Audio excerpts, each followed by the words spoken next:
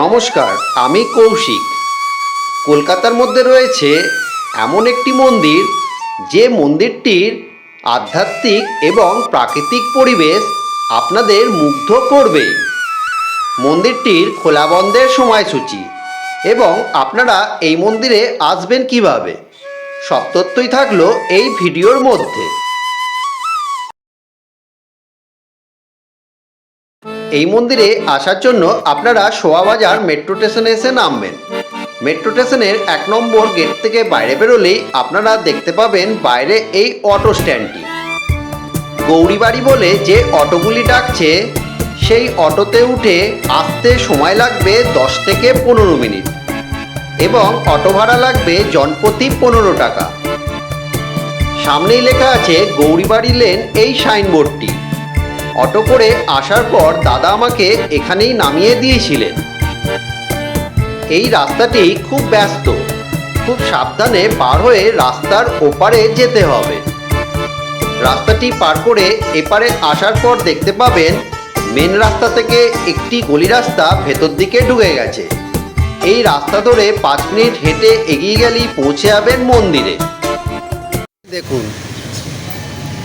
আমি এখন মন্দিরের গেটের সামনে আছি। এবার মন্দিরের ভেতরে প্রবেশ করব।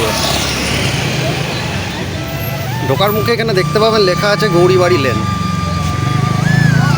আর দুপাশে আছে এরকম অনেক সুন্দর সুন্দর কারুকার্য। দেখাচ্ছি, দেখুন খুব সুন্দর মন্দিরটা।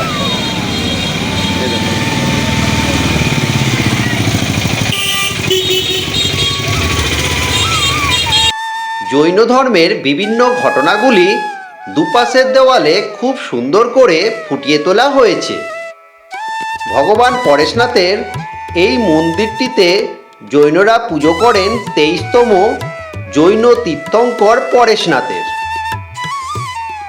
এছাড়াও মন্দিরের দেওয়ালে কিছু বাণী লেখা আছে, যা মানুষের আধ্যাত্মিক চেতনার উন্নতি ঘটায়।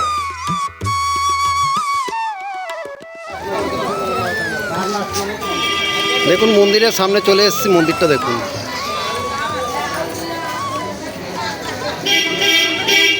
মন্দিরের গেটের সামনে দেওয়া আছে মন্দির খোলা বন্ধের সময়সূচিটি। এই দেখুন, 6টা 30 থেকে দুপুর 12টা, আবার 3টে থেকে সন্ধ্যে 7টা। খুব সুন্দর কারুকার্য। প্রবেশের সময় প্রবেশ গেটের সিলিংয়ে দেখতে পাবেন এই সুন্দর চিত্রগুলি। এই মন্দিরটি শ্রী শ্রী শীতলনাথজির মন্দির। জৈন ধর্ম অনুসারে শীতলনাথজি ছিলেন বর্তমান যুগের 10ম তীর্থঙ্কর।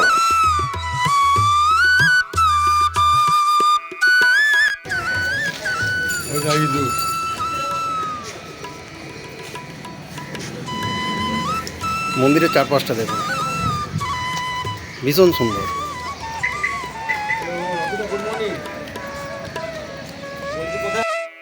মন্দিরটির ভেতরে রয়েছে খুব সুন্দর সুসজ্জিত ফুলের বাগান। মূল মন্দিরের সামনে এলে দেখতে পাবেন মন্দিরের গেটের দুপাশে রয়েছে খুব সুন্দর 2টি হস্তি। আপনারা এখন দর্শন করছেন মূল মন্দিরটি। 1867 খ্রিস্টাব্দে রায় বদ্রীদাস বাহাদুর মুকিম এই মন্দিরটি স্থাপনা করেছিলেন। মন্দিরের সামনাসামনি রয়েছে উনার এই মূর্তিটি।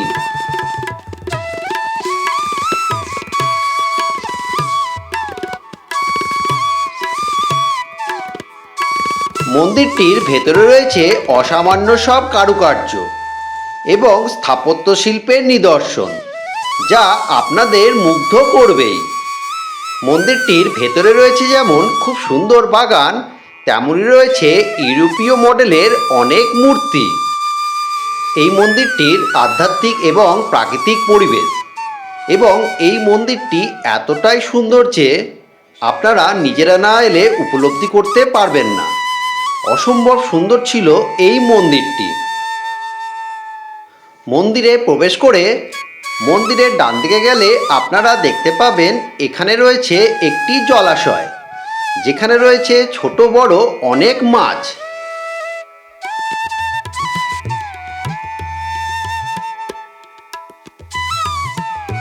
পরেশনাথ মন্দির চত্বরে মোট 4টি মন্দির রয়েছে। প্রথমটি হলো শীতলনাথজি মন্দির, দ্বিতীয়টি চন্দ্রপ্রভুজি মন্দির, তৃতীয় হলো মহাবীর স্বামী মন্দির এবং রয়েছে দাদাওয়ারি মন্দির। পাশাপাশি রয়েছে সবকটি মন্দির। আপনারা যখন আসবেন সবগুলো মন্দিরই দর্শন করে যাবেন।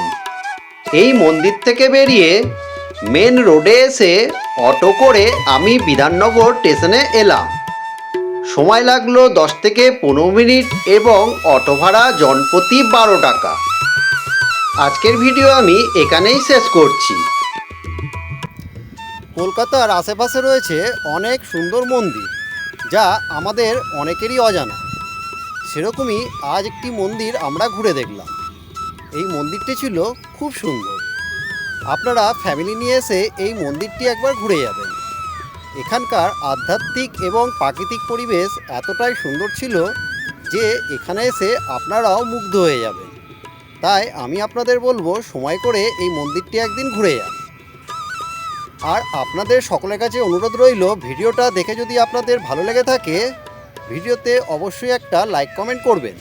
আর যারা আমাকে প্রথমবার দেখছেন তারা চ্যানেলটাকে সাবস্ক্রাইব করে পাশে থাকবেন। আপনাদের সাথে আমার আবার দেখা হবে পরের ভিডিওতে, অন্য কোনো জায়গায়, অন্য কোনো ভিডিওতে। ততক্ষণের জন্য সকলকে টাটা।